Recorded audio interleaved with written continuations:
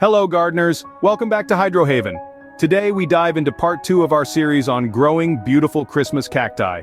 Last time we embarked on a journey together, exploring the fundamentals of Christmas cactus care. We delved into the art of selecting the perfect potting mix, the science behind watering techniques, and the importance of ideal lighting conditions. Now as we turn over a new leaf, we'll take a deeper dive into the intricacies of caring for these festive plants. Today we'll be discussing the secrets of pruning, the magic of propagation, the battle against pests, the nuances of temperature regulation, and the mystery of getting your Christmas cactus to bloom consistently.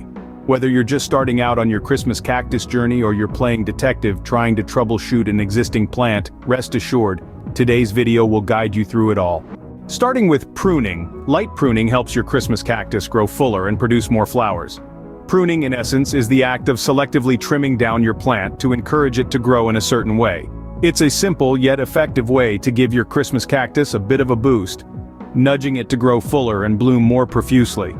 Now, timing is everything when it comes to pruning.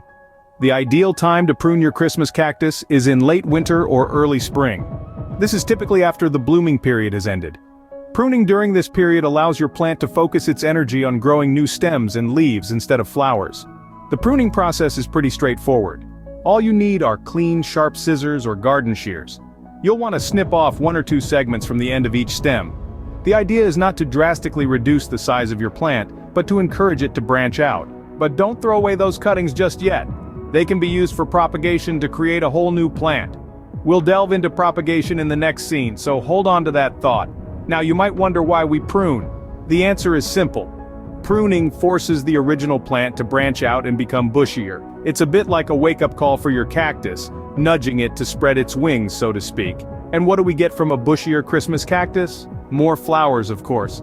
The more branches your cactus has, the more flowers it can produce.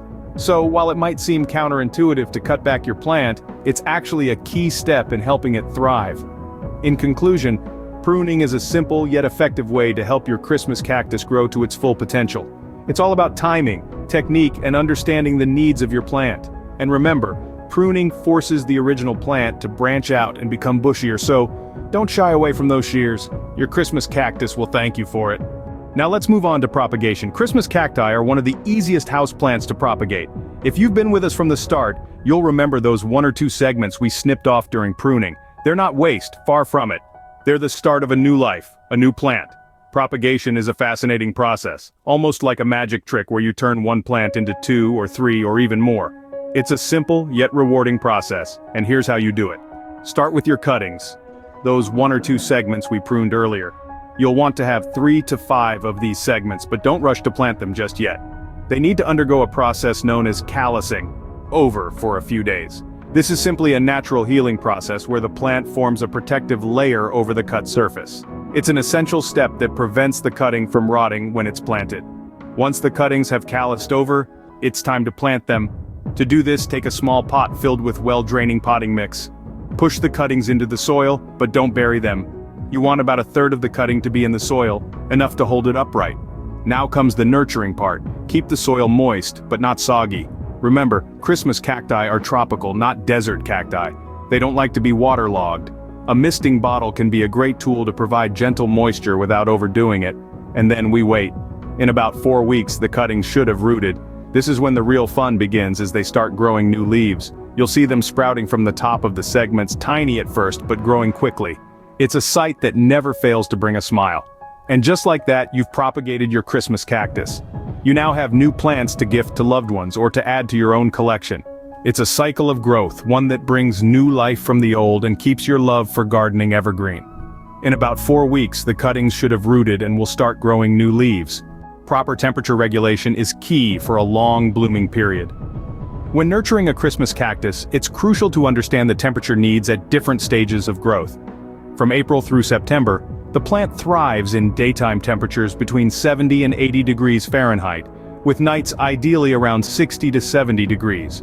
As your cactus begins forming flower buds in late summer, a slight adjustment is needed. Nighttime temperatures should dip to between 55 and 65 degrees Fahrenheit. This subtle change in temperature signals to the plant that it's time to get ready for its spectacular holiday show. However, temperature isn't the only aspect to consider. Darkness plays a significant role in bud setting. Your Christmas cactus requires at least 12 hours of uninterrupted darkness each night to set buds properly. This period of darkness mimics the natural environment of these plants, encouraging them to bloom. Remember, at least 12 hours of uninterrupted darkness each night is essential for proper bud development. Keeping an eye out for common pests like mealybugs, aphids, and fungus gnats is crucial. It's true, these uninvited guests can be a real nuisance, but they're not unbeatable.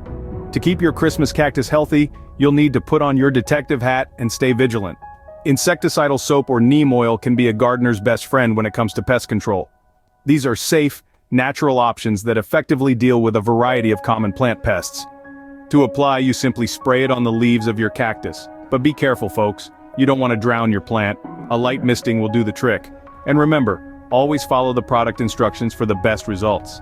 Now, you might be wondering, how often should I apply these treatments? Well, it's not a one-size-fits-all answer. It depends on the severity of the infestation. For a minor pest problem, a weekly application might be enough. But for a more serious infestation, you might need to apply it every few days until the pests are under control. And let's not forget about fungal diseases. Overwatering your Christmas cactus can create a perfect environment for fungi to thrive. That's why it's so important to let the soil dry out between waterings. This will help to prevent root rot and other nasty fungal diseases. But there's more to disease prevention than just proper watering. Good air circulation plays a crucial role too. It helps to reduce the humidity around your plant, making it less attractive to pests and diseases. A simple way to improve air circulation is by using a fan. Just make sure it's not blowing directly on your Christmas cactus, as this could dry out the leaves. Remember, prevention is always better than cure. Keeping a close eye on your Christmas cactus, regularly checking for signs of pests and diseases will save you a lot of trouble down the line. And if you do spot a problem, take action immediately. The sooner you deal with it, the better chance your plant has of bouncing back. Good air circulation and not overwatering are key to keeping pests and diseases at bay. So roll up your sleeves, folks. With the right care and attention, your Christmas cactus can thrive, free from pests and diseases. Getting a Christmas cactus to bloom can be tricky, but we have some steps to help. First, halt fertilizing and lessen watering starting in October. Cooler nights, around 50 to 60 degrees Fahrenheit, matched with 12 to 14 hours of darkness for 6 to 8 weeks, should trigger bud development. Once you spot flower buds, return to your regular care routine and move your plant back into a brighter light. This proper bud development is vital for plentiful blooms throughout the holiday season. Now, let's talk about troubleshooting. If you notice that your Christmas cactus leaves are turning red or pink, it's likely absorbing too much direct sun. In this case, relocate it to a place with softer, indirect light. On the other hand, wilting or drooping leaves could be a sign of both under or overwatering. To remedy this, allow the soil to dry out between waterings and confirm that excess water can drain freely from the pot. It's also worth noting that yellowing leaves could be a sign of overwatering or poor drainage, while wrinkled or shriveled leaves often indicate underwatering or dry air. If you catch these signs early, you can adjust your care routine accordingly to prevent further damage. Occasionally, despite our best efforts, a Christmas cactus might refuse to bloom. This could be due to several factors, such as insufficient darkness, incorrect temperatures, or even the age of the plant. Remember, young plants or those that have been recently repotted might not bloom for the first couple of years. So, don't be disheartened if your Christmas cactus doesn't bloom right away. With patience, persistence, and the right care, it will eventually reward you with its beautiful, vibrant flowers. With a little extra care and attention to its preferences, a Christmas cactus can live and bloom beautifully for decades. Remember, every plant is unique and may require a slightly different care routine. So, don't be afraid to experiment and find what works best for your cactus. After all, the joy of gardening comes from learning and growing along with your plants. That wraps up part 2 of our series on growing Christmas cacti. We've explored the art of pruning and propagation, the importance of temperature regulation, and the need for vigilant pest control. We've also shared secrets on how to achieve a spectacular bloom. Remember, with a bit of care and attention, these stunning holiday plants can thrive and bring joy for decades. Let me know in the comments if you have any other questions, and be sure to subscribe for more indoor gardening videos. Happy growing!